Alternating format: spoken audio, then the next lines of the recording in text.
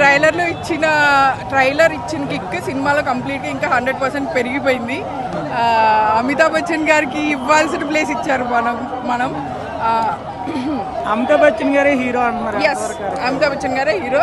Because and ఆయన character అట్లాంటిది. It's not just about Amitabh Bachchan అని, క్యారెక్టర్ వైజ్ సినిమా హీరోయిన్ అలా కాకుండా క్యారెక్టర్, ఏ క్యారెక్టర్ ఆ క్యారెక్టర్ ప్రాధాన్యత ఉంది. ఫస్ట్ బాగా స్లో అంటారు.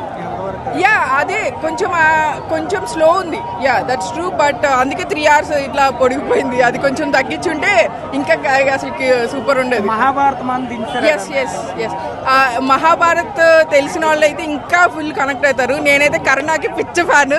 సో కర్ణాకి ఇంత craze, like it's an vote to Karna. Villain ఎవరంటే ఏం చెప్తారు? విలన్ ఎవరంటే ఏం చెప్తారా? విలన్ ఆల్రెడీ బయట టాక్ ఉందా? సో మనం కమల్ హాసన్ విలన్లో చూస్తామని నేను ఎప్పుడు అనుకోలేదు. ముందు మూవీస్ నాకు గుర్తులేదు. అభయ్లో double action hero and villain, but దీనిలో complete villain action. So it's very hard to see him as a villain, but it's very, ఆయన ఇరగదీస్తారు, మామూలుగా లేదు. ఆర్జీవి అంటే వ్యూయర్స్కి చెప్పేద్దామా? ఆర్జీవి బాగా లేదు.